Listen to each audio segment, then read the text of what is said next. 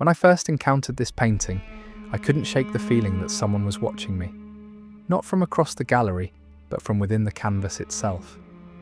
There's something deeply unsettling about the way a single, enormous eye peers down from the mountainside, fixed on a figure so vulnerable she remains completely unaware of the gaze upon her. The painting you're looking at was created by Odilon Redon, a French artist who spent his career exploring the darkest corners of human imagination. While his contemporaries were painting sunlit gardens and bustling cafes, Redon was crafting visions that seemed to emerge from dreams, or perhaps nightmares. This particular work, known as the Cyclops, represents one of his most haunting achievements. What makes this painting so profoundly disturbing isn't what it shows, but what it suggests. Here we have a scene that appears almost pastoral at first glance, a sleeping figure nestled among flowers on a hillside. But then you notice the eye, that massive, unblinking eye watching from above the ridge, belonging to a being so large that only his head and shoulders are visible over the mountain itself. This is no ordinary painting. It's a meditation on power, vulnerability, and the uncomfortable reality of being observed without knowing it. Redon painted this work sometime between 1898 and 1914, during a period when he was transitioning from his famous black charcoal drawings into the world of colour.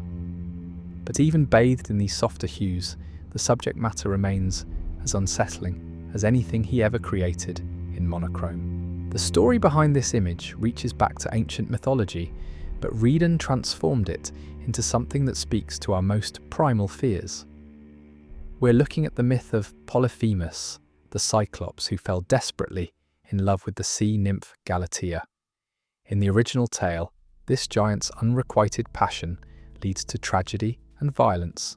But here, Redon captures a different moment, the quiet before the storm, when desire remains hidden and the object of that desire remains blissfully unaware. What strikes me most about this painting is how it makes us complicit in the Cyclops' voyeurism.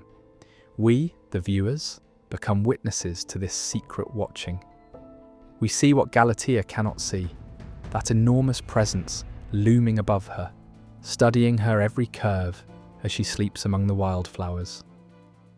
The painting forces us to ask uncomfortable questions about observation, consent, and the power dynamics inherent in the act of looking itself. Redon grew up in the Bordeaux region of France, where local folklore spoke of one-eyed giants who roamed the countryside. Perhaps those childhood stories influenced this work, adding layers of regional mythology to the classical tale. The artist had a remarkable ability to blend the universal with the personal, creating images that felt both ancient and startlingly modern. The technical execution of this piece is masterful. Notice how Galatea's pale flesh seems to merge with the flowery hillside, as if she's becoming part of the landscape itself. Meanwhile, the Cyclops appears carved from the very rock of the mountain, his skin taking on the texture and colour of stone. This isn't just artistic technique, it's visual storytelling that emphasises the fundamental difference between these two beings. But there's something else happening in this painting, something that goes beyond the mythological narrative. The eye itself becomes a character in this drama, not simply an organ of sight, but a manifestation of obsession made visible. Redon painted it with such deliberate care that you can almost feel its weight pressing down on the scene below. The iris holds depths that seem to shift as you look at them, creating an optical illusion that makes the Cyclops appear more alive than any figure rendered in mere paint should be. What haunts me most is the silence of this moment. There's no dialogue here, no dramatic confrontation, just the terrible intimacy of secret watching. The Cyclops has positioned himself perfectly, concealed behind the ridge, where he can observe without being discovered.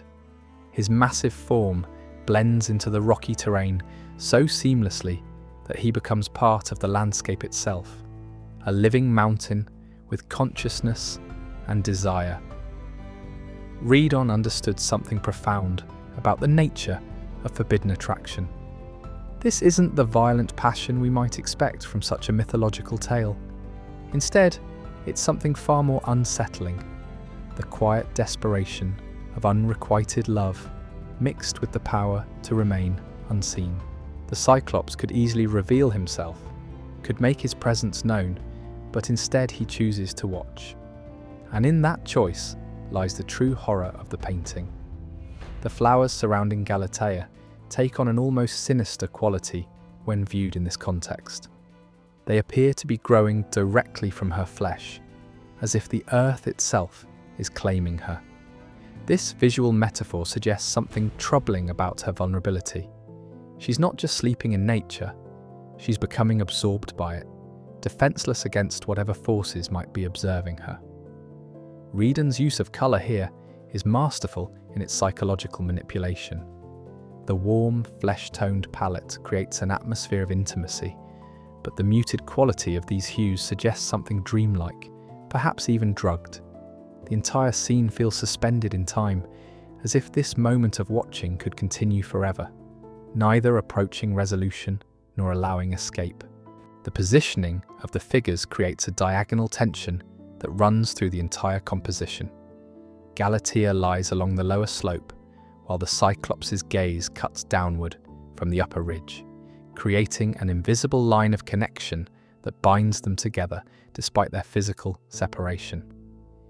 This compositional choice transforms the entire landscape into a stage for this uncomfortable drama. But perhaps what makes this painting so deeply unsettling is how it reflects our own relationship with images of vulnerability. Every time we look at this work, we're participating in the same act as the Cyclops, observing someone who cannot observe us back.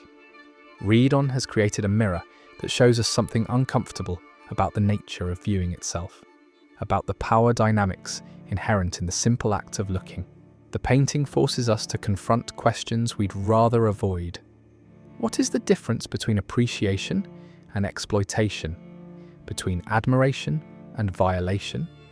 When does observation become intrusion? These aren't comfortable thoughts, but they're precisely what Redon intended us to grapple with as we stand before this canvas. This is why Odilon Redon's The Cyclops deserves recognition as one of the most psychologically disturbing works ever created. It's not the blood or violence that makes it unsettling.